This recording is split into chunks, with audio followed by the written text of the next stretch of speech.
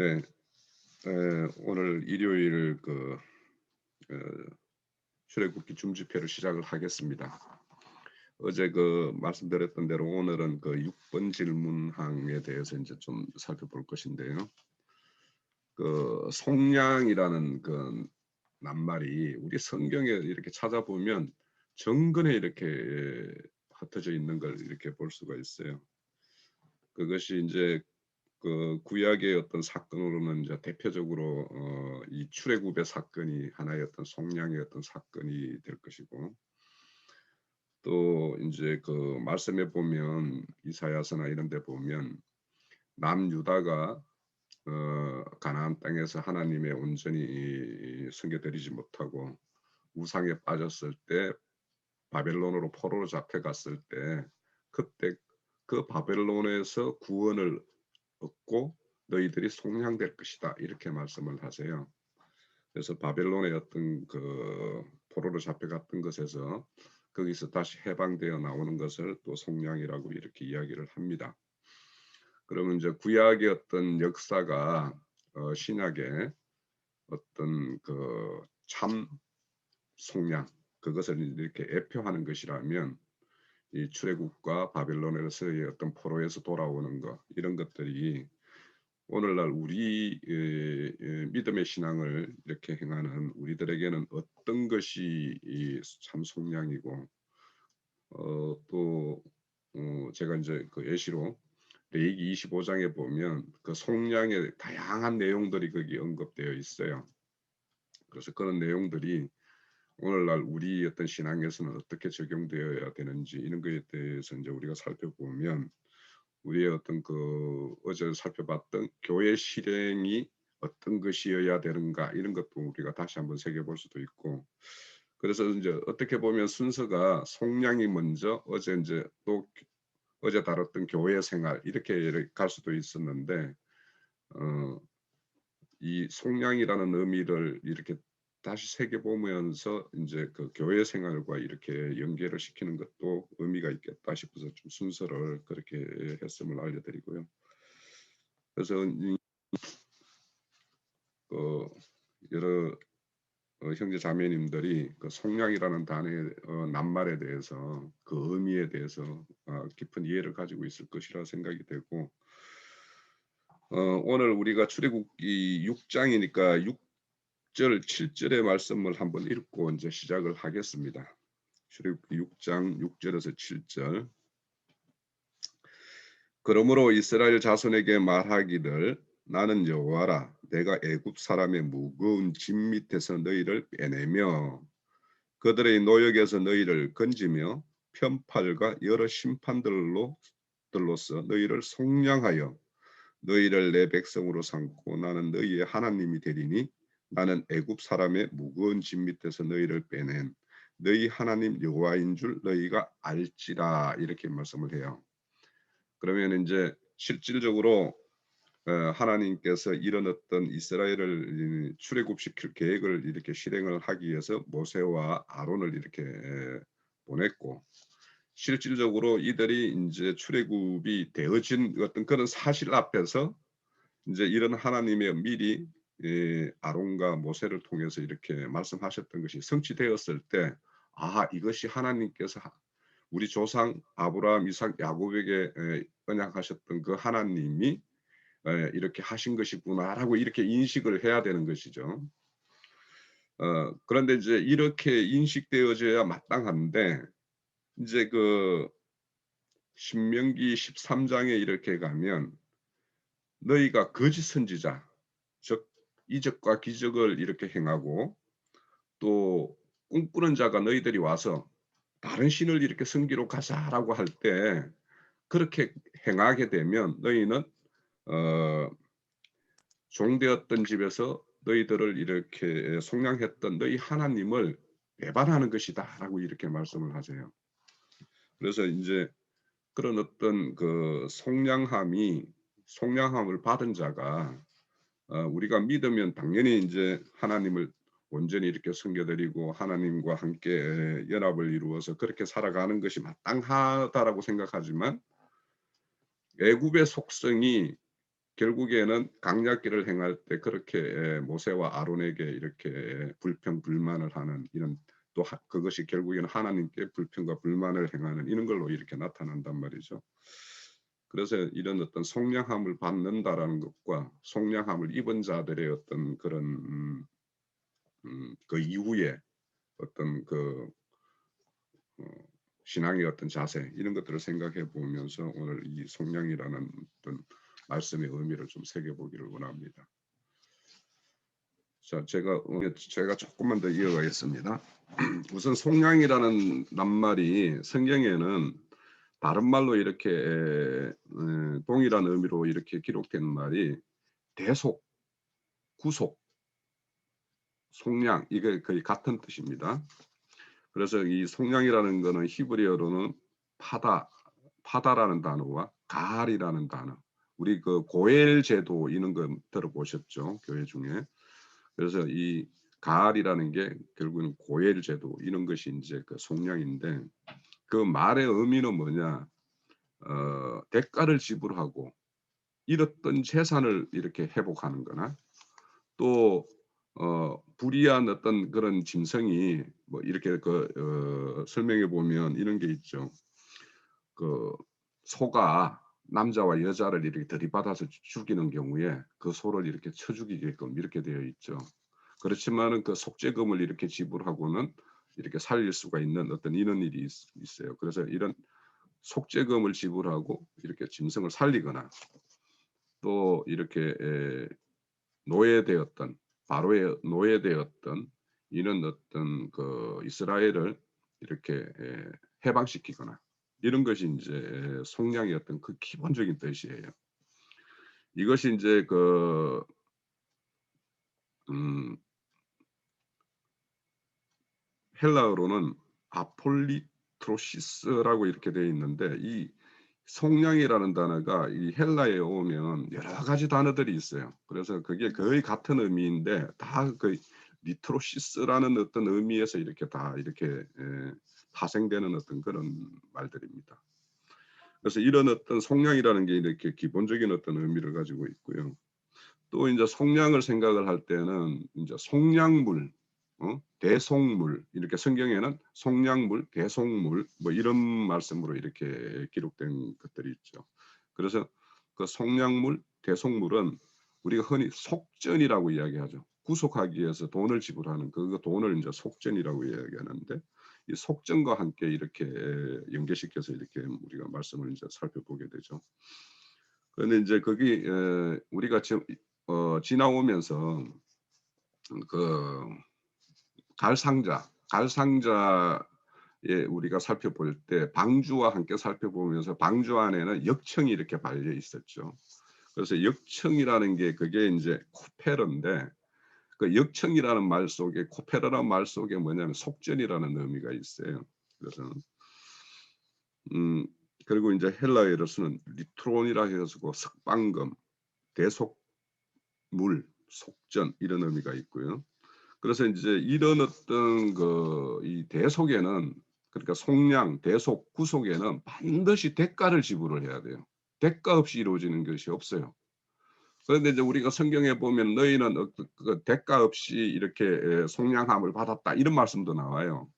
그러면 그 말씀은 그 시편에 보면 너희의 어떤 속량물이 너무도 값비싸서 그러니까 값비싸서 우리가 그것을 우리가 속전을 지불할 수가 없는 것이기 때문에 그것 때문에 주님이 이 땅에 오셔서 속전물이 이렇게 되어 주셨다 이렇게 말씀을 해요. 그것이 이제 우리 그 마태복음에 가면은 그 만달란트 이렇게 탕감받는 자 이렇게 비유가 나오죠. 그 만달란트라는 거는 인간으로서는 스스로 이렇게 그거를 갚아서 탕감할 수 있는 어떤 그런 범위를 넘어서는 돈이에요. 그래서 이제 그런 어떤 그 탕감 받기 위해서는 반드시 대가를 지불해야 되는데 이렇게 그 대가가 뭐냐? 지금 이 출애굽할 때는 그 말씀에 보면 이스라엘 너희를 속량하기 위해서 그 대속물로 애굽의 백성들을 이렇게 너희의 어떤 속량물로 지불했다 이런 말이 나와요. 그러면 실질적으로는 이제 우리가 우리의 어떤 구속은 주님의 어떤 그것으로 이루어지지만 역사적인 어떤 그 이스라엘의 출애굽 사건에서는 애굽이 어떻게 대속물로 되어졌냐 하면 홍해 바다를 건널 때 반드시 그 홍해 바다에는 이스라엘이 거기에서 빠져 죽을 수밖에 없는 것인데 하나님이 물을 갈라서 이스라엘은 건너게 하시고 거기에 수장된 자들은 뭐냐면 바로의 병거들과 그 바로의 군대들이 거기 다 수장이 됐어요. 그러면 그들은 수장이 되고 이스라엘은 저쪽 길 건너편에서 이렇게 꾸물꾸물 올라오고 이렇죠. 그러면 실질적으로 이스라엘의 어떤 옛사람의 어떤 속성은 바로의 군대나 그들의 병거나 별반 다를 것이 없어요. 그래서 그 옛사람인 바로의 어떤 속해 있던 그 옛사람이 홍해에 다 수장되고 새 사람으로서 이 강약길로 이렇게 나오는 모습으로 이렇게 실현이 되죠. 그래서 이스라엘의 너희들의 구속을 위해서는 구스와 스바도 이렇게 줬다. 이렇게 그들을 대속물로 지불을 했다. 이렇게 해요. 그러면 구스와 스바가 누구냐? 그 함 족속들의 후손들이에요. 그러니까 주님도 이 땅에 오셔서 죄인의 모습으로 이렇게 죽은 이유는 저주받은 죄인의 모습으로 죽는데 그 구스와 함 족속들이 이 저주받은 족속들을 대표하죠. 그래서 그들이 실질적으로 애굽 이스라엘의 어떤 속량물로 대신했다 이런 말씀도 나오고 있죠. 이처럼 이 구속에는 이렇게 반드시 대가를 지불을 해야 되는 어떤 그런 것이 있어요. 그래서 우리가 잘 알다시피 우리의 어떤 대속을 이루기 위해서는 주님이 이 땅에 오셔서 이렇게 피를 주셨던 그 사건이 이제 실질적으로 우리에게 그렇게 적용되는 것이었죠. 전 어제도 잠 못 자고 해가지고 많이 횡설수설했을 것인데 그 횡설수설이 이어져 가겠습니다. 어제 저는 그 교회에 대해서 갑자기 어저께 생각나는 것이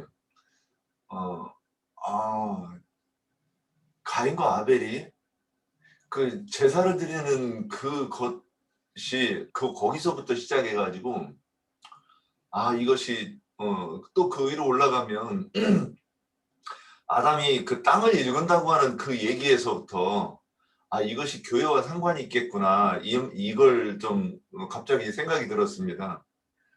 이거를 이제 사실 오래 묵상을 해서 하나님이 조금씩 깨우쳐 주시는 걸 가지고 이렇게 말을 해야 이게 좀 남들이 듣기에 이게 그런 깊은 뜻이 있구나 이런 게 이제 그렇다 맞다고 하면 그런 과정을 거쳐야 되는데 지금 이제 우리 집회 중에서 이제 이거 또 깨달은 거니까 이거 여기서 말해도 뭐 되겠다 이렇게 생각이 듭니다.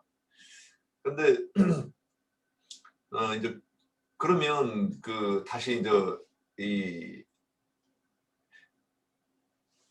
결국에는 이 하나님의 목적이 창세기 1장에서 완성되는 그 말씀이 어디에 신약에서 예수 그리스도를 통해서 몸된 교회가 이루어지는 것, 몸된 교회가 세워지는 것, 그것이 주님의 몸이고 또 하나님의 성전이고 또 거기서 안식하신다.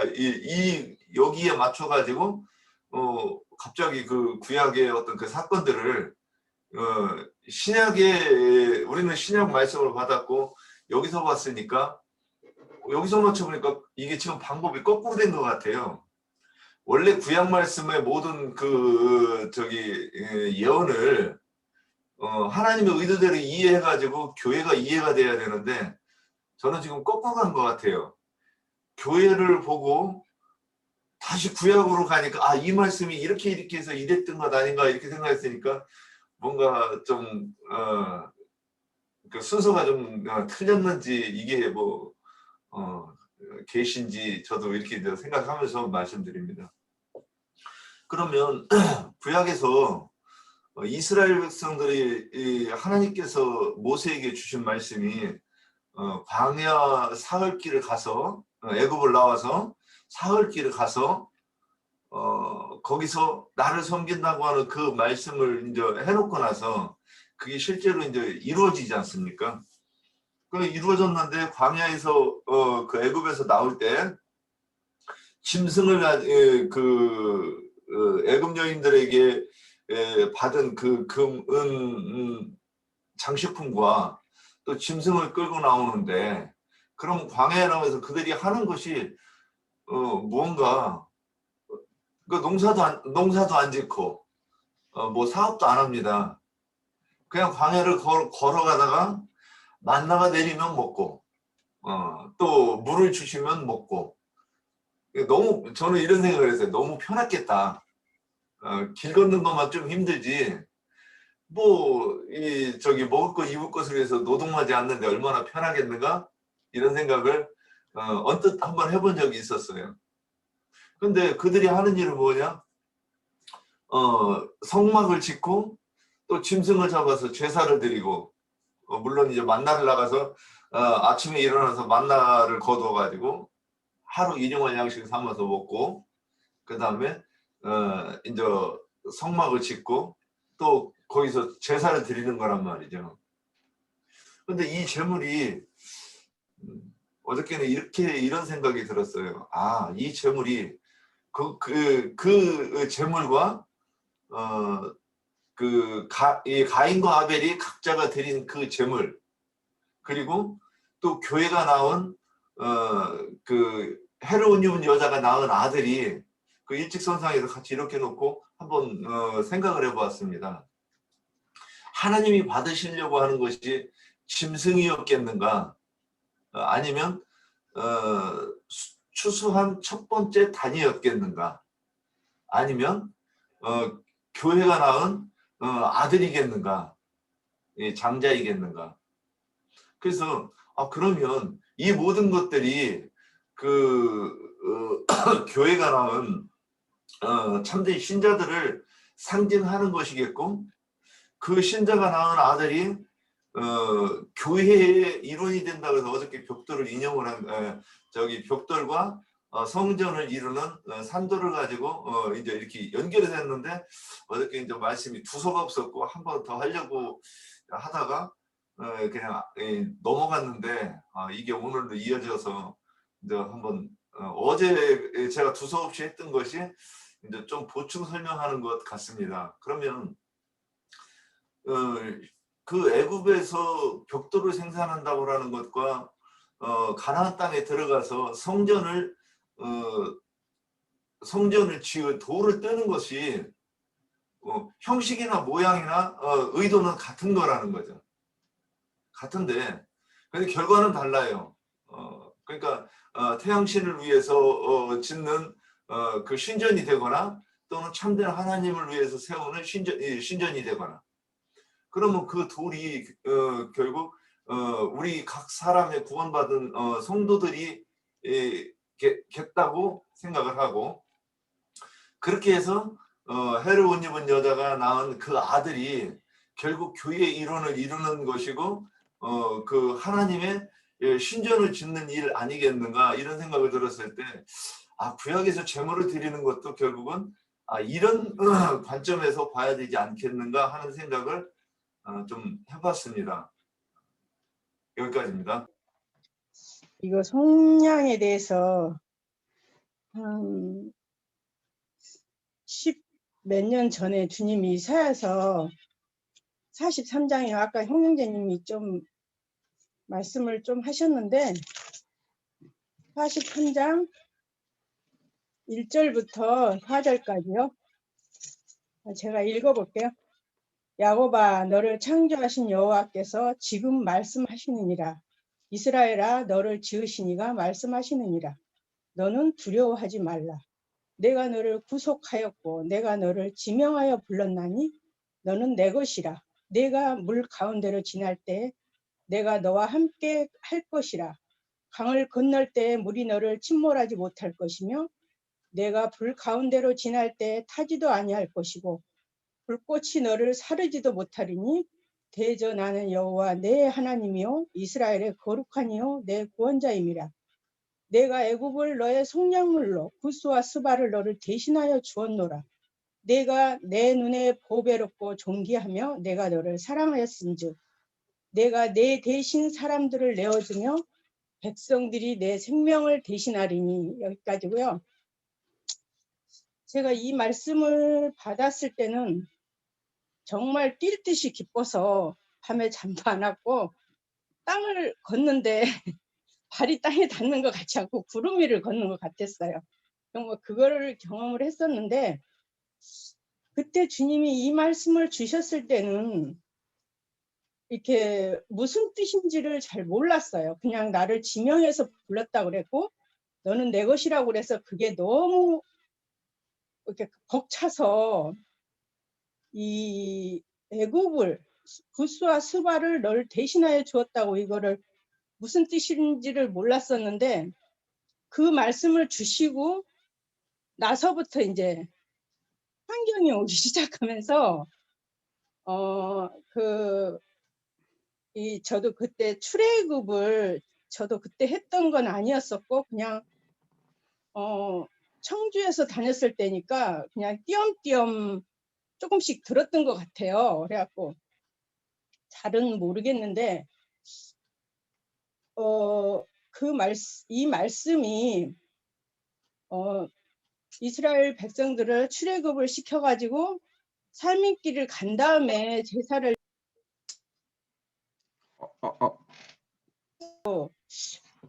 이게 무슨 뜻인지를 잘 몰랐었는데 다시 한번 이제 주님이 또 깨닫게 해주시는데 이게 출애굽기를 하다 보니까 그때 주님이 보여주시고 그때 깨달았던 것보다는 이제 좀 선명해진 것 같아요. 이게 그러니까 뭐 깊이라고는 할 수 없고 저는 이렇게 이스라엘 그 백성들이 광야길을 가면서 길이 험한 거 하고 음식이 박하다고 그렇게 원망 불평하고 했던 거를 제가 환경을 지나면서 많이 그랬던 것 같아요. 근데 이제 그때는 몰랐죠.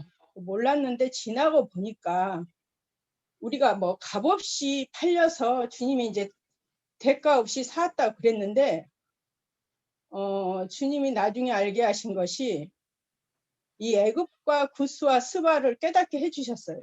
그랬을 때 제 주위에서 그 많은 사람들이 이제 저를 온전케 하기 위해서 주님이 너무너무 수고하셨다는 거를 어젯밤에 정말 깨달았어요. 그래서 주님이 많은 시간과 노력과 애쓰고 수고하셨던 게 정말 작은 거 하나도 그냥 안 넘어가시고 이렇게 눈동자같이 지키면서 점검하고 책망하고 그랬을 때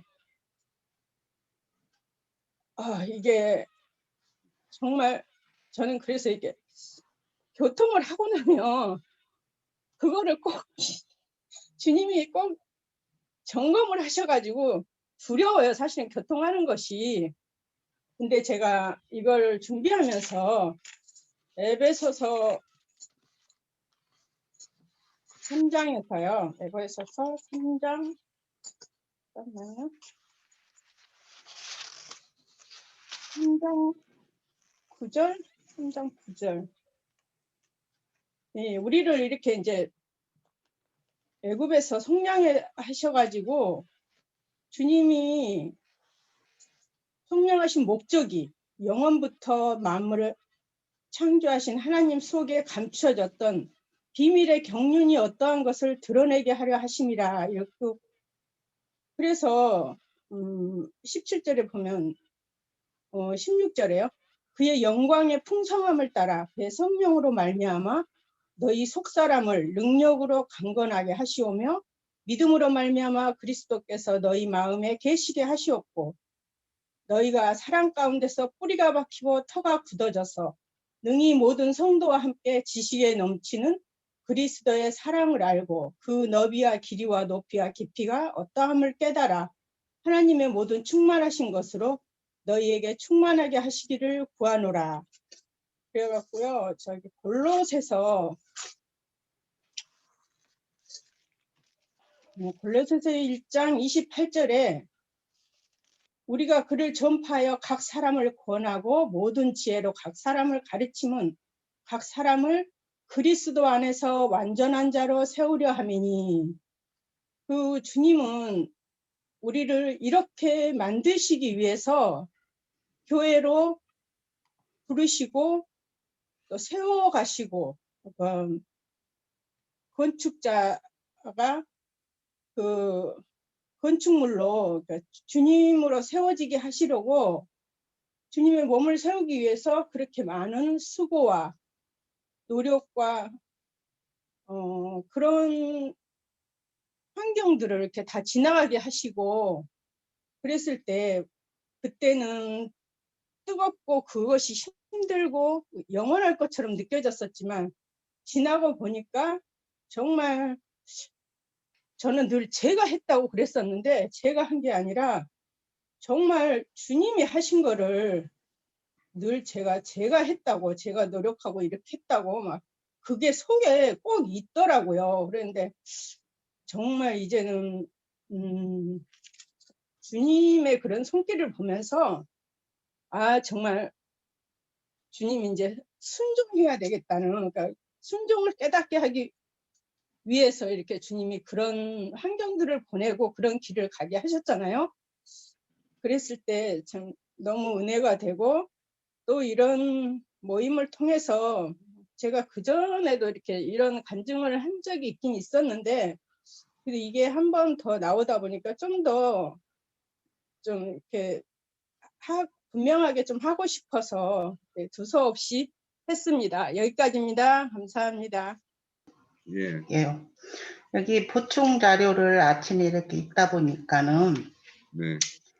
성량을 2번 받아야 된다고 있어요. 예. 그거에 대해서 그래서 저도 이제 한번 오늘 주제로. 예, 그래서 저는 한 번인 줄 알고 있었는데. 그래요. 그거는 예. 이제 저도 이제 그 속량이라는 거는 이제 제3이고 예. 그 주님의 어떤 피 흘리심에 대한 어떤 구속의 어떤 사건이기 때문에 단번에 이루어지는 어떤 것이라서 저도 그거를 올려놓고는 이게 이제 그거에 대해서는 한번 우리가 이제 조금 속량은 분명히 한 번인데, 그런데 이제 거기에서 이제 그 바벨론에서 돌아오는 것도 이렇게 속량으로 표현을 해요. 그리고 이제 그 이사야서 35장인가 그 통째로 그 내용을 보게 되면 그 돌아왔을 때 그들에게 주어지는 어떤 그 한의의 어떤 세계 이런 것에 대해서 이렇게 잘 써놓은 어떤 그 이사야서가 있더라고요. 그래서 이제 그래서 저도 그걸 생각을 했어요. 왜냐하면 그때 그러면은 무슨 속전을 지불해서 바벨론에서 이렇게 불러냈지라고 생각을 하니까 뭔가 지불한 것이 이렇게 선뜻 이렇게 안 들어요. 그러면은 왜 그러면 그 하나님이 불의한 그 남유다를 왜 바벨론으로 포로 잡아가게 했을까? 그 바벨론으로 포로 잡아간 그 자체가 무엇일까? 그것이 결국에는 그 남유다의 어떤 그 행섭이 유대교까지 이어졌고, 그 유대교의 유대교의 율법 저주 가운데에서 속량하는 것을 또 주님이 이 땅에 오셔서 이제 실제 실현을 시켰거든요. 그래서 이제 그 속량이라는 말을 이렇게 2번 썼다고 해서 이걸 그 속량을 2번 받아야 된다라고 이렇게 말할 수 있는가? 이걸 저도 아침에 생각을 했어요, 사실은. 그래서 아침에 어떤 어찌 보면 2번일 수도 있을 것 같고, 근데 대속이라는 걸로 보면 예수님의 어떤 십자가의 어떤 제사함이라고 보면 딱 단번에 이루어지는 것인데, 그래서 그러니까 제가 아는 어떤 뭡니까 우리 어떤 그런 가르침의 어떤 그런 기준으로 보면 단 한 번이 맞는 것 같고, 성경은 2번을 이렇게 기록하고 있어서, 또 에레미야서인가 이렇게 보면은요, 출애굽에 의해서 이렇게 속량한 것보다는 바벨론으로부터 속량함이 더 온전한 것이다 이렇게 표현하는 구절이 어디서 내가 봤는데 그걸 못 찾겠어요. 지금 못 찾아가지고. 그래서 이거는 한번 저기 이따가 남겨봅시다. 저도 이제 우리 형제님이 답을 주시겠죠. 저도 좀 단번이 맞는 것 같은데 부분을 이렇게 이야기하고 있으니까 뭐 형제님 여기에서 답 주고 가시든지. 부분은 그 이제 지금 좀 에베소서 1장 7절과 로마서 8장 23절을 같이 찾아서 그냥 읽으면 내가 설명할 필요 없이 그 의미를 알 수가 있어요.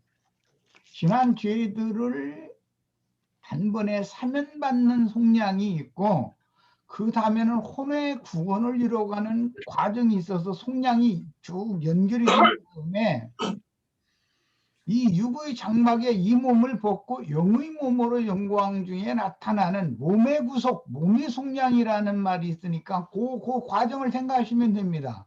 예, 우리 지체들이 또 이제 더 이어나가면 돼요.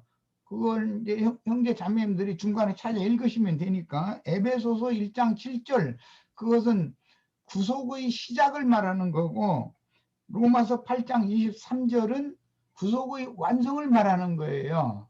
예, 그 속량이라는 것이 시작점이 있고 과정이 있고 완성이 있다. 이렇게 이해를 하시면 됩니다. 예, 더 계속 이어나가시면 됩니다.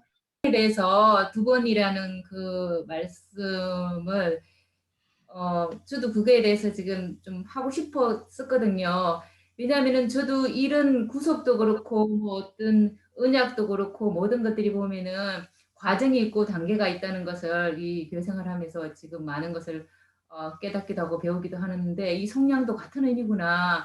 왜냐하면 속량을 받았고 또 속량을 받아야 하고 그 아까 또 형제님 말씀하시면 저도 그게 로마서 8장 23절에 속량을 기다리니라 할 때 그게 몸의 구속, 그러니까 그걸로 이제 말씀을 하시면서 완전한 희년을 만나는 주님과의 이제 그 완성이잖아요.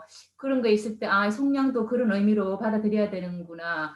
그렇고 또 늘 형제님께서 그 계시록 강론하시면서 땅에서 구속함을 받았고 사람 가운데서 구속함을 받았다는 그런 말씀도 늘 하셨는 그런 걸로 보고 또 저희들 신앙의 그 단계랄까 그런 또 한 번의 구속이 있지만 그 우리가 또 자라가는 과정에서 견고하게 돼가는 과정도 그렇게 속량으로 표현을 하는구나 하는 것으로 또 받아들였었고 그다음에 보니까 애굽에서 이게 속량이라는 걸 저도 오늘 찾아봤는데 이 오늘 출애굽기 6장 6절이 에서 처음 속량이라는 말을 썼더라고요. 그게 이제 시작되는 거는 사실 아닐 거 아니에요. 그전에도 속량하고 구속함이 있었지만은 그 표현을 그렇게 썼는 것을 보고 거기에 대한 의미가 또 있겠구나 하는 생각도 하면서 그 다음에 나오는 어떤 모든 구절이 다 보면은 애국에서 종되었던 너희를 속량하신 하나님에 대해서를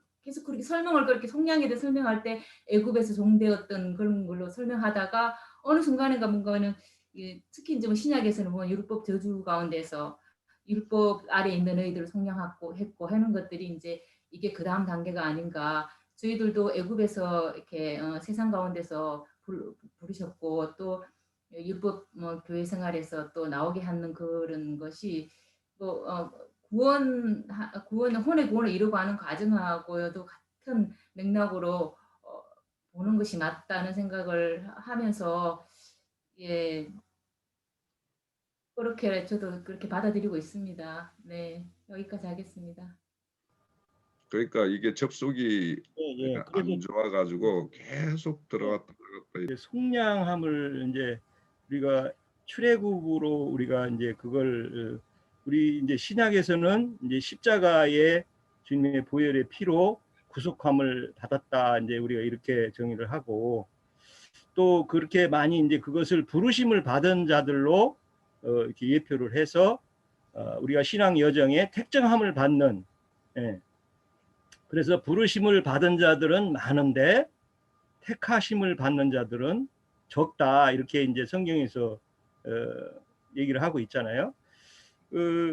그래서 이제 우리가 아까 우리 윤행재님은 우리가 이제 신약에서 접근을 해서 구약으로 다시 돌아가는 그런 여정을 이제 피력을 하신 것 같은데, 사실은 이제 우리는 예수님을 믿는 부르심으로 시작했지만 그 부르심을 홍해를 가르는 구약의 이스라엘의 출애굽으로 그것을 적용을 해서 출애굽 다음에 광야 신앙으로 이제 바벨론으로 끌려간 걸로 또 이렇게 여정을 하고, 또 거기서 돌아오는 자들, 택하심을 받는 자들로 이렇게 또 적용이 되고, 그래서 이게 사실 성경에 우리 이제 형제님, 나형제님은 늘 이제 계시를 얘기하는데, 계시가 없이는 이런 것들이 적용하기가 사실 쉽지가 않죠. 왜냐하면 우리는 예수님을 믿는데 왜 구약의 이스라엘을 우리한테 다 적용을 하느냐, 뭐 저는 이런 얘기도 많이 들었는데, 사실은 그 구약의 이스라엘은 모든 예표와 비유로 그런 것들을 현재 우리한테 말해주고 있거든요. 구약을 이해하지 못하면 신약에서 사도들이나 증인들이 말하는 것들을 이해가 할 수가 없는 거죠.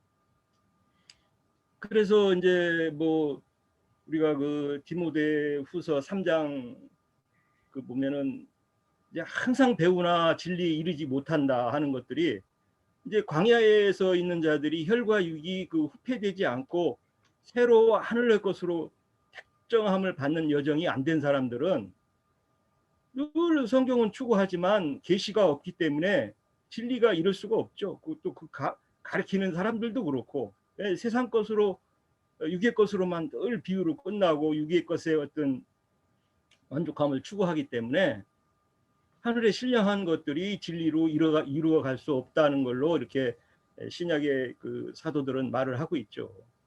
그래서 이제 계시록 17장 14절에 가면은 빼내심이라고 이렇게 표현을 하고 있어요. 한번 계시록 17장 4절을 한번 보겠는데,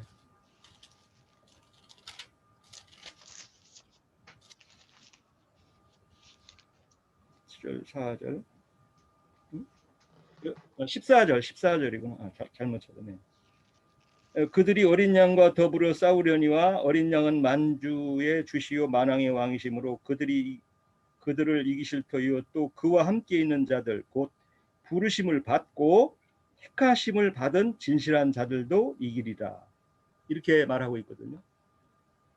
그러니까 택하심을 받는 자들만이 이길 수 있다는 이긴 신앙으로 끝까지 진리를 쫓는 자들, 주님이 말하시는 뜻을 쫓아서 신앙하는 자들만이 이긴 자들로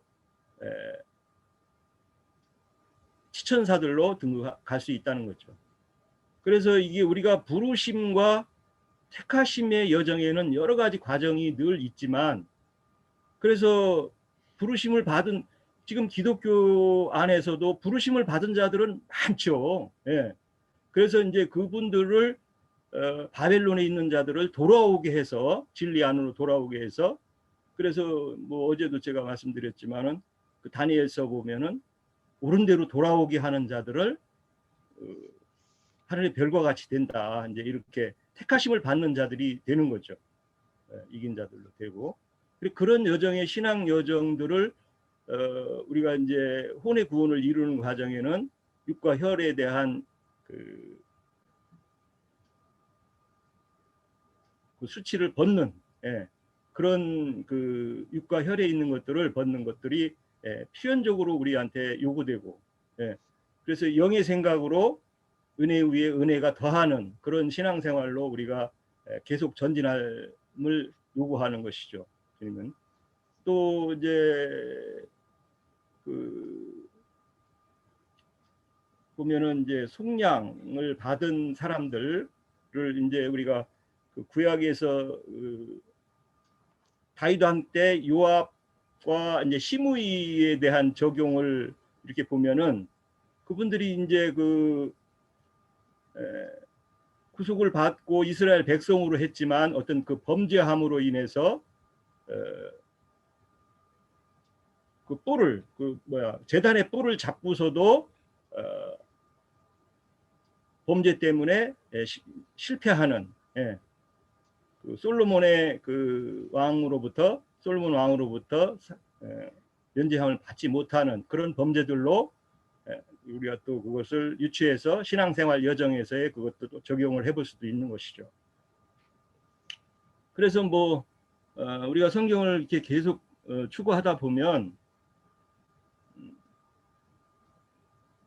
에스겔 16장 9절을 이렇게 보면은 주님이 그 속량함을 받아서 모든 것들을 씻기고 기르고 뭐 했지만은 결국은 어떤 그런 부요와 많이 이룬 것들로 오히려 더 주님 앞에 은혜를 구하고 주님을 더 알아가는 것을 하는 게 아니라 오히려 하나님을 배반하는 그런 그 형태로 이렇게 나타난다는 거죠.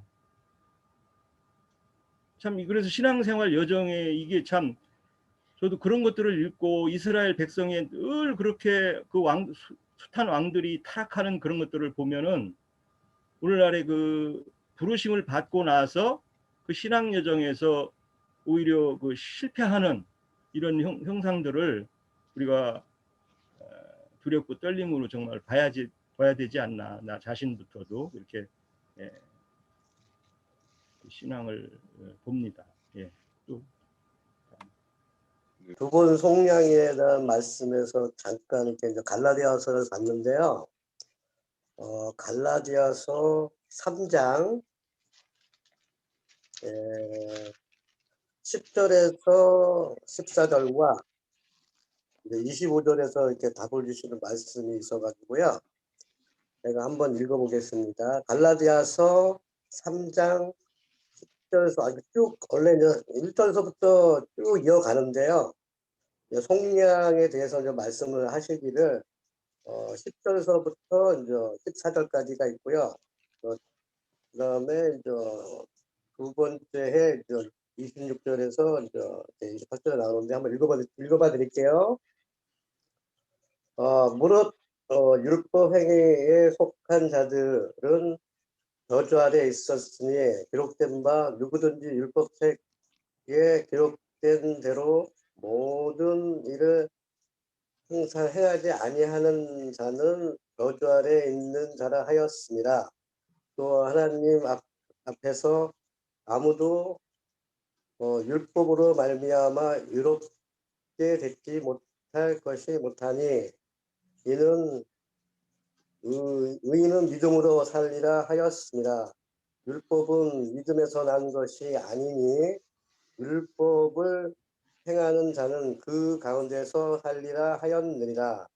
그리스도께서 우리를 위하여 저주를 받은 바 되사 율법의 저주에서 우리를 속량하였으니 기록된 바 나무에 달린 자마다 저주 아래 있는 자라 하였습니다. 이는 그리스도 예수 안에서 아브라함의 복이 이방인에게 미치게 하고 또 우리로 하여금 믿음으로 말미암아 성령의 약속을 받게 하였습니다. 하고 이렇게 속량에 대한 말씀이 있었고요. 그래서 두 번째 그러니까 율법의 저주에서 그러니까 우리들을 이렇게 저주에서 해방시켜주는 말씀 안에서가 있었고요. 율법의 저주에서 해방된 자들이 이제 복음을 잘 받아가지고 6절 26절에서 28절에 말씀이 어떻게 답이 나왔냐면요. 너희가 다 믿음으로 말미암아 그리스도 예수 안에서 하나님의 아들이 되었으니 누구든지 그리스도와 합하기 위하여 침례를 받은 자는 그리스도의 옷을 입으라. 너희는 유대인이나 헬라이나 종이나 자유자이니 남자나 여자나 다 그리스도 예수 안에서 하나이니라. 이렇게 말씀을 주셨습니다. 그래서 이제 속량이라는 거는 우리의 정한이의 그 원죄서부터 모든 죄와 또 이런 구원 이러한 말씀을 주신 것 같습니다. 여기까지입니다. 네, 우선 그 갈라디아서를 폈으니까 그 4장에도 좀 읽어보죠. 4장 4절에서 7절까지 보면 때가 참에 하나님이 그 아들을 보내사 여자에게 나게 하시고 율법 아래에서 나게 하신 것은 율법 아래 있는 자들을 속량하시고 우리로 아들의 명분을 얻게 하려 하심이라. 너희가 아들이므로 하나님의 그 아들의 영을 우리 마음 가운데 보내사 아빠 아버지라 부르게 하셨느니라. 그러므로 내가 이후로는 종이 아니요 아들이니 아들이면 하나님으로 말미암아 유업을 받을 자니라. 자, 이렇게 주님이 이렇게 율법 아래로 오신 이후까지도 이렇게 설명하는 말씀이 에베소서에 있죠. 또 이어가겠습니다. 사람이 입으로 이게 이런 뜻인가 하고 이렇게 참 말씀을 나누는 게 은혜로운 것 같습니다. 제가 아까 해놓고 나서 이 말씀을 하고 나서 있는데 오해했다고 하시는 부분이 저도 다 이해 못하고 얘기한 부분이 있었기 때문에 그랬는데 조금 많이 틀렸다 이렇게 말씀하시는 부분이 있는 것 같았어요. 그리고 저는 이제 우리가 아까 이제 2번 속량 받는다 그 말씀을 하실 때 우리가 요한복음 4장에서 니고데모하고 대답하실 때 네가 거듭나야 한다 그러잖아요. 이 말에서도 한 번 나는 게 아니라 2번 나야 된다는 얘기라고 저는 이렇게 들었는데, 그래서 거듭하면 이게 한 번을 얘기하는 게 아니잖아요. 그죠? 그래서 이게 하여튼 2번 이상 근데 2번은 얘기하는 것 같은데, 그래서 거듭나야 된다. 어떻게? 물론하고 성령으로 나야 된다. 거기서도 이거 물과 성령으로 거듭나지 않으면, 그래서 문자적으로 그렇게 이해를 했어요. 그래서 예전에 이 물과 성령이 다른 것이냐고 한번 질문을 드렸었는데 그때 나영진님께서 대답을 해주셨는데 그때 이해를 못했어요. 이제 댓글을. 그래서 그 생각이 오늘 나요. 그래서 오늘 이거 끝나고 한번 다시 찾아봐야 되겠다 이제 이 생각을 해가면서 이렇게 지금 말씀을 들었어요. 그럼 거듭나는 거를 또 한번 비교를 하면 홍해강을 건너고 나서 이스라엘 백성들이 또 요단강을 또 한 번 건너요. 그래야 가나안 땅에 들어가죠. 그러니까 애굽에서 출발해서 광야가 목적지가 아니라 가나안 땅이잖아요. 근데 가나안 땅에 건너가려면 강을 한번 또 건너야 돼요. 그래서 요단강을 건넌다고 해야 된다고 하는 얘기죠. 그래서 또 로마서 8장 29절에 보면 뭐라고 돼 있느냐, 미리 아신 자들을 부르시고 또한 부르신 그들을 의롭다 하시고 의롭다 하신 그들을 또한 영화롭게 하시느니라. 그래서 이게 과정이 있어요. 그러면 이것이 애굽에서 그 음성을 듣고 거기서 이제 홍해강을 건너서 광야로 나가는 그 과정을 거쳐서 거기서 만나를 먹으며 성막을 지으면서 이렇게 해가지고 혼의 구원의 일을 이룬 이후에 그 다음에 거기서 장성한 자가 되면 그 다음에 이제 요단강을 건너가서 할례를 받고 이런 과정으로 우리가 이해를 해야 되지 않는가, 이렇게 정리해봤습니다. 여기까지입니다. 속량이라는 말은 참 우리 구속사에 있어서 아주 털을 닦는 내용을 포함하고 있기 때문에 상당히 중요하고 기초적인 그런 단어죠. 그래서 우리도 이 속량에 대해서 정확하게 알고 있어야 된다고 그렇게 생각을 합니다. 속량이라는 말은 이제 아까 히브리어로 가을이라고도 그러셨는데, 이제 영어로 말하자면은 리딤이에요. 리딤인데 이 리딤이란 뜻은 이제 도로 사다라는 뜻이죠. 도로 사다는 건데 값을 치르고 이제 구원해낸다는 그런 의미잖아요. 그러니까 영어에서 또 리디머라는 단어도 있어요. 뒤에 ER을 붙여서 도로 사는 자, 그런 뜻이죠. 그러면은 우리를 죄에서 이제 도로 살 수 있는 분은 예수 그리스도 한 분밖에는 없다라는 것이죠. 로마서 7장 14절에 보면은 나는 육신에 속하여 죄 아래 팔렸도다라는 말이 있습니다. 육신에 속한 자들, 그러니까 우리가 육으로 태어나는 자들은 모든 자는 이미 죄 아래에 팔려서 태어난다는 것이죠. 그래서 우리는 속량이 필요한 존재다라는 것이죠. 누구나 다. 육신의 몸을 입고 태어나는 모든 사람은 다 속량이 필요한 존재라는 것을 로마서 7장 14절 그 한 구절에서 우리가 생각해 볼 수가 있는 것이죠. 그러니까 우리를 도로 살 수 있는 리디머는 예수 그리스도 한 분뿐이신데 그분은 아까 10,000달란트라는 표현도 하셨는데 구속의 값은 정말 10,000달란트, 사람이 어떤 해결을 할 수 없는 그런 문제잖아요. 그런 문제를 우리 예수님은 참 리디머가 되셔가지고 어떠한 값이라도, 어떠한 10,000달란트보다도 더 많은 돈이 들더라도 능히 다 보상해 줄 수 있는, 도로 사실 수 있는 분이다라는 사실을 우리가 또 잘 알잖아요. 자, 그 다음에 이제 오늘 이제 보면은 그 속량에 대해서 이야기를 하면서 이제 애굽 사람의 무거운 짐, 유대인의 무거운 짐, 그 다음에 이제 예수님이 주시는 가벼운 짐에 대해서 또 질문이 있고 그런데 애굽 사람의 무거운 짐보다는 유대인의 무거운 짐이 더 무겁다고 저는 생각이 들어요. 애굽 사람은 이제 세상 사람들을 이제 두고 하는 말인데 세상 사람들은 하나님이 없이 사는 삶이죠. 하나님이 없이 사는 삶이니까 세상 기쁨은 잠시 잠깐이고 참 하나님이 주시는 그런 참 무한한 그런 기쁨은 느끼지 못하는 자들이죠.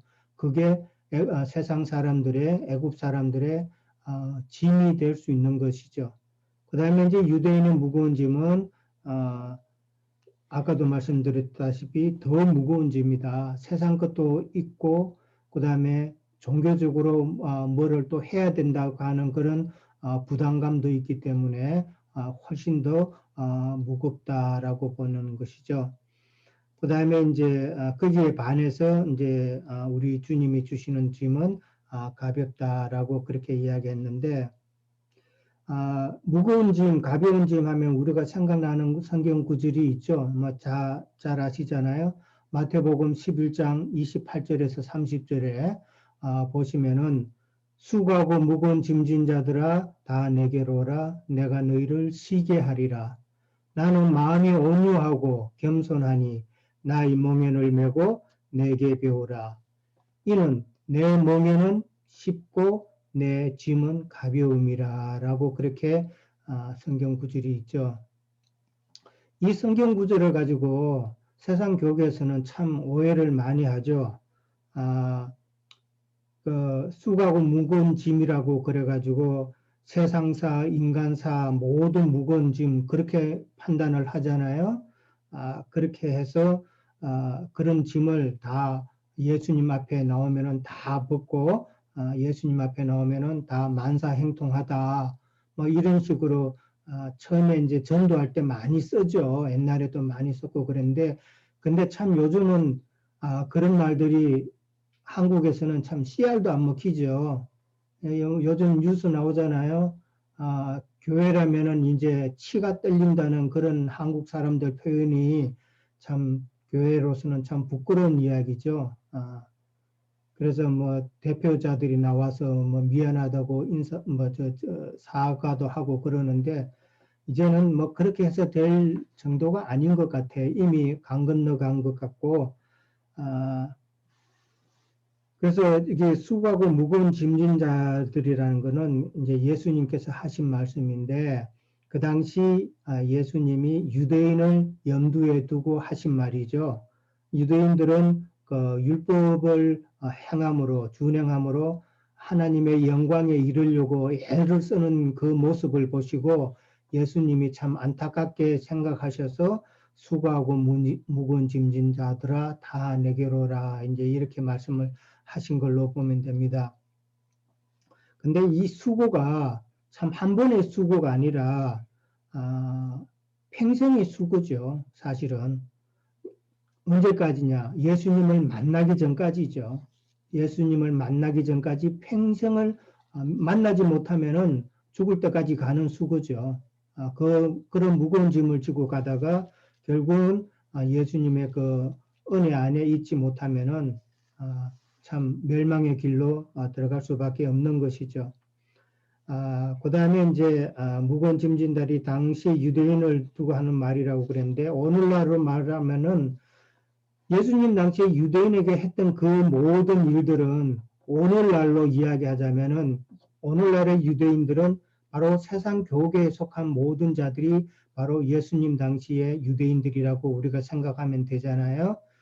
그러면은 세상 교계에 있는 모든 자들은 말씀을 모르기 때문에 계시가 없기 때문에 오늘날의 모든 그 믿는다고 하는 사람들은 인간적인 어떤 그 선한 행위나 그 다음에 수고나 노력이나 열심이나 뭐 이런 걸로 하나님 앞에 가려고 하는 그런 모습을 우리도 그렇게 해왔고 또 우리가 또 나와서 보니까 그런 많은 사람들이 그런 길로 가고 있잖아요. 예배당 안에 있으면은 그 신앙의 척도라는 게 있잖아요. 저 사람은 참 신앙이 좋다, 나쁘다, 뭐 별로다, 뭐 이렇게 이제 판단을 하는데 사실은 판단하는 사람이나 판단을 받는 사람이나 모두 이 말씀에 대한 계시가 없기 때문에 눈에 보이는 것으로 판단을 하죠. 열심을 가진 사람 보고 그 다음에 예배 참석을 꾸준히 잘하는 사람, 그 다음에 헌금 많이 내는 사람, 그 다음에 또 봉사 많이 하는 사람, 이런 사람을 보고 사람들은 저 사람 참 신앙 좋다, 믿음 좋다라고 그렇게 이야기하잖아요. 참 잘못된 판단이죠. 예수님이 보시면은 참 다 무거운 짐진 자들인데, 그리고 이제 여기서 나의 멍에를 메고 내게 배우라 그랬는데 예수님의 그 명예는 그 앞에 나는 마음이 온유하고 겸손하니라고 그랬거든요. 그러니까 온유하고 겸손하다는 그 말은 성품적으로 온유하고 겸손하다는 물론 그런 의미도 있겠지만은 여기서는 만물의 주 되신 예수님이 자기가 주인이지만은 그것을 내세우지 아니하고 보내신 자의 말씀에 순종했다는 그런 의미로 저는 보이거든요. 그러니까 예수님의 그 멍에는 온유와 겸손인데 그 온유와 겸손의 본질은 순종이다. 그러니까 그 멍에라는 그 도구는 순종시키기 위해서 쓰는 도구잖아요. 멍에가. 그렇게 해서 내게 배우라는 말씀을 하셨는데 순종함으로 예수님의 가르침을 받아라. 진리의 말씀을 깨달으라는 것이죠. 예수님에게 주시는 그 계시의 말씀을 받으라는 것이죠. 그러면은 우리의 짐은 가볍다라는 그런 의미로 해석이 되잖아요. 그러니까 우리의 수고나 어떤 그 노력이 아닌 주님이 주시는 그 믿음으로 우리가 참 진리 안에서 교회 생활을 하면은 우리는 우리가 지고 가는 인생길도 그렇고 믿음의 길은 가벼울 수밖에 없다라고 그렇게 생각하는 거죠. 처음에 이 말씀을 들을 때 누구나 아까 뭐 또 다른 자매님도 그런 간증을 잠깐 하셨는데 이 진리의 말씀을 들으면은 그동안 교회 예배당 생활을 하면서 우리가 가졌던 그 무거운 짐, 사실 일요일 되면 참 피곤하잖아요. 해야 될 것도 많고 일요일 날 진짜 하루 종일 예배당 생활 하다가 집에 오면은 저녁에 정말 피곤하잖아요. 여러 가지 봉사도 하고 신경 쓰고 이러다 보면은 집에 오면 좀 피곤하고 그랬는데 참 그게 우리의 무거운 짐이었잖아요. 근데 이 진리의 말씀을 우리가 이제 깨달았잖아요. 하나님이 이 말씀의 뜻이 무엇이구나. 우리가 영으로 깨닫고 계시를 받음으로 우리의 짐이 훨씬 가벼워진 것을 우리가 느끼잖아요. 그것이 예수님이 우리에게 주시는 가벼운 짐이고 은혜고 우리에게 축복인 것이죠. 우리가 농담 중에 그런 말이 있잖아요. 사람이 뭐든지 모르면은 우리의 손과 발과 머리가 육신이 고생한다는 그런 말이 있죠. 예. 그러니까 실제로 그렇잖아요. 뭐가 모르면은 예를 들어서 뭐 운전을 할 줄 모른다 그러면 걸어가야 되잖아요. 그러면 육신이 고달픈 거죠. 예, 마찬가지로 우리가 진리의 말씀을 알지 못하면은 영적인 고생을 쇠가 빠지게 하는 거죠. 예, 속된 말로. 예. 그런 걸 우리가 한번 생각해 볼 수가 있는 것이죠.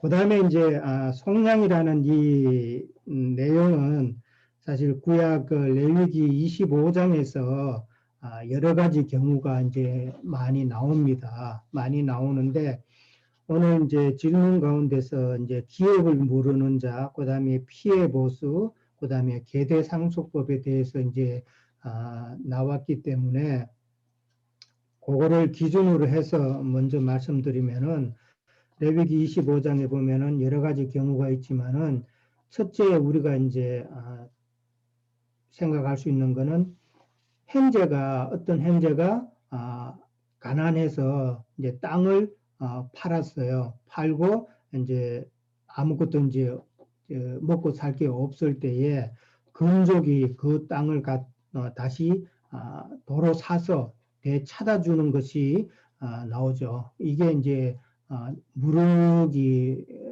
거죠. 예, 무르기라는 거고, 그 다음에 또 하나 더 이제 우리가 생각할 거는 어떠한 빚으로 인해서, 채무로 인해서 어떤 형제가 그 집에 종이 되었을 경우에 또 근족이 그 값을 치르고 해방시켜 주는 것이 바로 속량이다라는 그런 의미를 이제 우리가 생각해 볼 수가 있죠. 그러니까 구약의 그런 내용들은 결국은 신약의 예수님께서 십자가에서 피 흘리심으로 인한 구속의 그 구원의 행위를 실현하는 것을 이제 우리가 구약에서 볼 수 있는 내용이잖아요. 그러니까 신약에서도 속량이라는 말이 많이 쓰였어요. 그러니까 갈라디아서 3장 13절에도 보면 그리스도께서 율법의 저주에서 우리를 속량하셨다라는 표현도 있고, 그렇게 해서 구약의 모든 그 속량의 그 내용들이 신약에서 이루어질 것에 대한 하나의 표상이고, 그 율법을 또한 우리 주님은 리딤으로서 모든 것을 다 감당을 또 하셨다라는 것이죠. 그 다음에 이제 그 무르는 자는 방금 이제 땅에 대해서 그 다음에 종이 된 형제에 대해서 이제 다시 되찾아올 때에 이제 무르는 그런 율법이 된 거고, 사실 땅이라는 것은 뭐 그냥 랜드 땅을 이야기하지만은 성경에서 말하는 땅은 우리의 마음 땅이잖아요. 그렇기 때문에 땅은 영원히 사고 팔 수가 없는 것이잖아요. 그러니까 우리의 마음은 하나님께 원래 속한 것이기 때문에 하나님의 것이기 때문에 땅은 영구히 팔 수 없다는 것, 그것도 이제 성경에 또 레위기 25장인가요? 그렇게 나와 있어요. 예. 그 다음에 이제 피해 보수라는 말이 있는데 피해 보수라는 것은 쉽게 말하면은 어떤 형제가 살해를 당했어요. 어떤 형제가 살해를 당했으면은 그 가까운 친족이 그 형제를 대신해서 피해 보수를 이제 보복을 해주는 것이죠. 예, 그게 이제 피해 보수자인데 창세기 4장 13절에서 15절에 보면 가인과 아벨 이야기가 나오잖아요.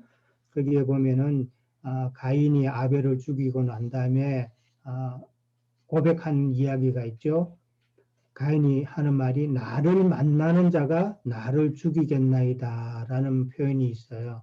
그러면서 유리했다고 그랬어요. 그 유리했다는 것은 사실은 아벨의 그 핏값을 묻는 아벨의 보수자가 가인을 찾아서 죗값을 물을 것에 대한 두려움으로 유리했다라는 그런 의미로 이제 보면 되는 것이죠.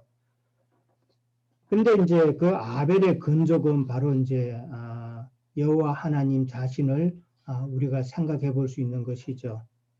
그랬을 때에 이제 가인을 이제 하나님께서 이제 척은히 여기시고 가인에게 표를 주셨다고 이제 그렇게 또 말씀을 하셨는데 결국은 이 가인은 그 하나님께서 주신 그 표를 가지고 참 하나님의 뜻대로 행하지 못하고 자기가 롯 땅에 가서 자기가 에녹을 낳고 나서 에녹이라는 그 자기 아들의 이름을 따서 에녹 성을 쌓았다라고 그렇게 나와 있잖아요. 뭐 우리 지체들도 잘 아는 이야기인데 에녹 성을 쌓았다는 것은 결국은 하나님 앞에 가지 않고 자기 성을 스스로 쌓았다는 것이죠.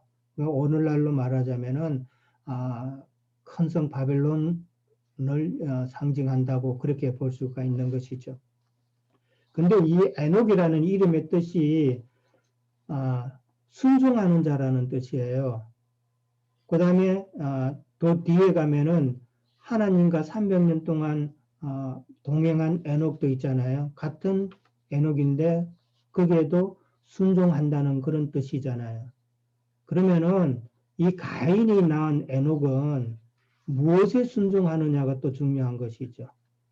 하나님 앞에 순종하는 자가 아니라 자기의 뜻대로 자기의 욕심대로 마귀의 뜻대로 순종하는 자라는 그런 표현이고 하나님과 동행한 그 에녹은 하나님의 뜻에 순종한 자다.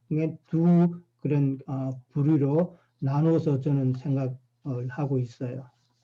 자, 그 다음에 이제 피해 보수는 이제 그걸로 이제 우리가 이해를 하면 되고요.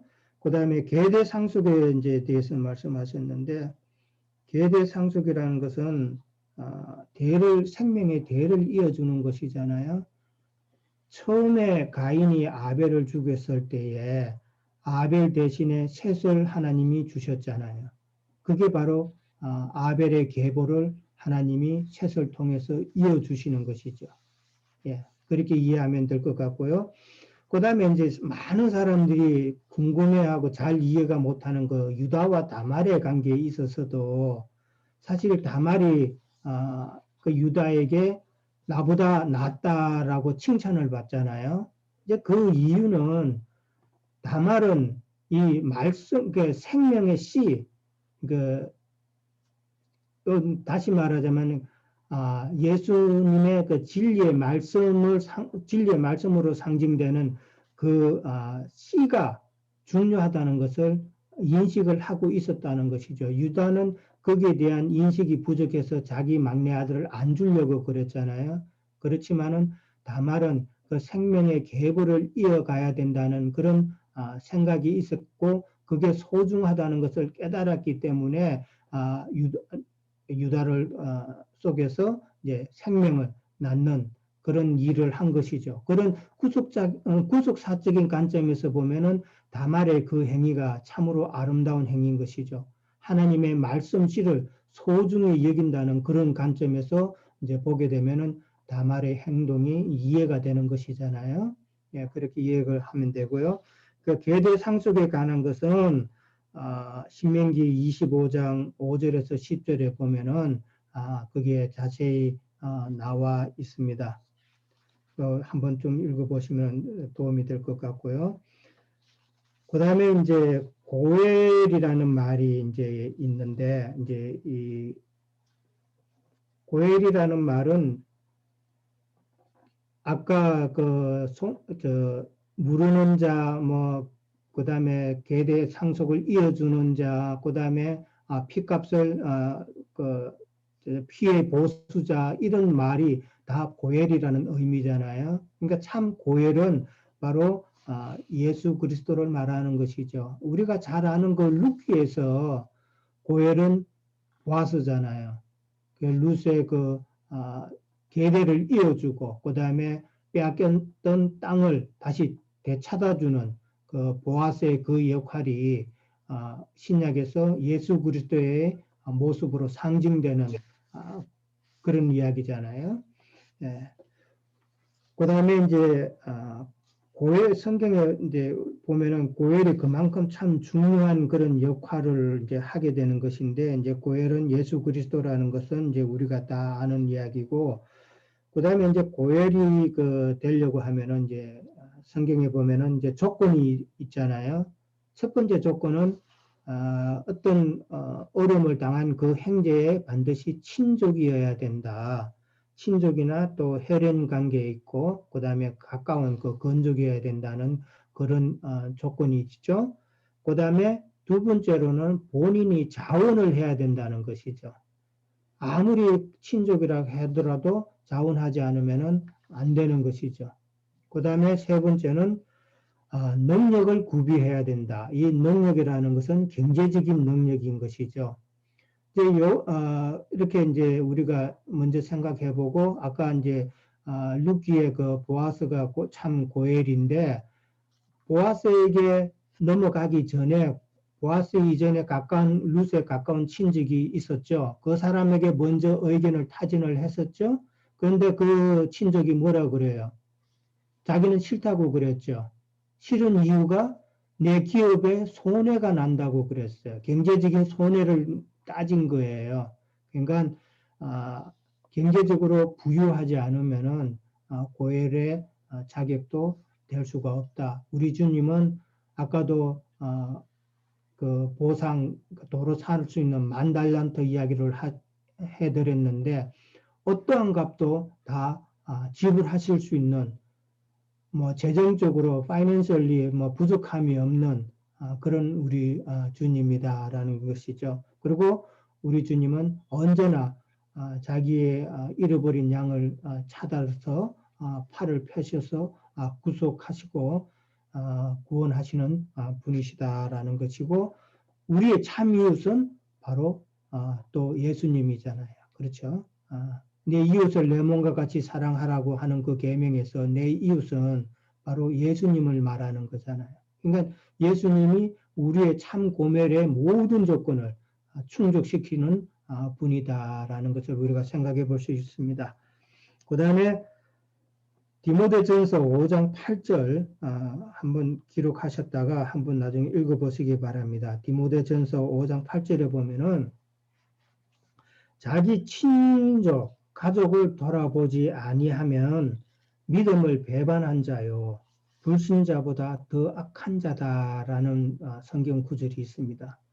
이 구절이 이제 세상 사람들은 뭐 친척한테 뭐 가까운 사람한테 뭐 잘해야 된다는 그런 식으로 또 많이들 설교를 하고 그러는데, 그런 의미가 아니죠.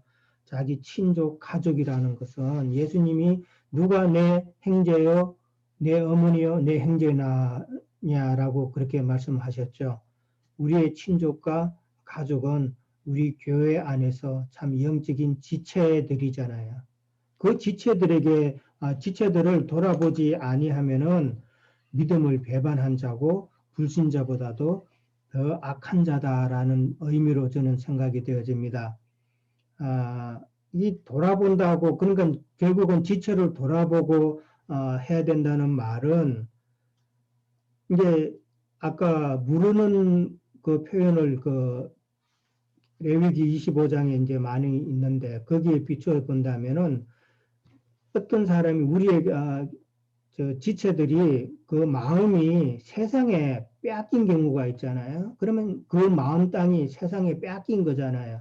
그러면은 우리가 다시 진리의 말씀 계시로 우리가 근면하고 말씀을 계시로 깨닫게 해줘서 그 사람이 거기서 나올 수 있도록 해줘야 된다라고 저는 또 생각이 되어지고요.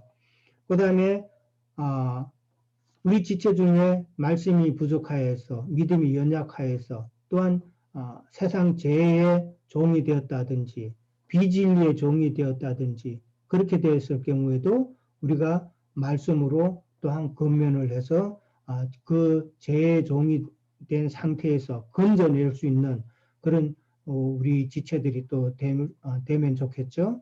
그 다음에 계대 상속도 마찬가지예요. 계대 상속도 그래서 하나님의 말씀을 계속 먹으면서 말씀의 그 은혜가 그 깨달음의 계시가 계속 이어져 가야 되는데 그렇지 못할 경우가 있잖아요. 그러면은 대가 끊기면 안 되잖아요. 그래서 서로 연합해서 서로 건면하고 지체 안에서 모이면서 이 생명의 말씀이 끊이지 않도록 서로 연결시켜 주는 것이 참 우리 교회가 할 역할이고 교회에서 그렇게 실행이 이루어져야 된다는 것이죠. 참 저희들도 이게 어제도 제가 우리 지체들한테 뭐 카톡으로 댓글 잠깐 남겼는데 사실은 이 코로나 19 때문에 모이지를 못하니까 우리 수잔자매도 그렇고 저도 그렇고 우리 다른 지체들이 아직은 말씀이 많이 부족한데 참 걱정이 되더라고요. 사실 뭐 줌 집회도 좀 들어와서 말씀을 교제도 하고 이렇게 좀 해야 우리가 이 믿음의 계시의 그 계대에서 떨어지지 않고 끊어지지 않을 텐데 하는 마음에서 이제 했는데도 참 쉽지 않아요. 그래서 야, 이 공백이 너무 길면은 이게 참 어려울 수도 있겠다 하는 이제 염려가 생깁니다. 많이 기도해 주시고 우리 뭐 한국의 지체들은 서로 이제 워낙 오래되셨고 뭐 말씀을 잘 이해를 하시고 참 말씀의 소중함도 알기에 참 염려가 없지만은 우리 미주 지체들은 이제 아직 다 몇 년이 안 됐어요. 아직은 참 많이 양육받아야 될 때인데 이런 공백 때문에 양육받지 못하는 게 참 아쉽다 하는 생각이 듭니다. 많이 기대해 주시기 바랍니다. 여기까지 하겠습니다.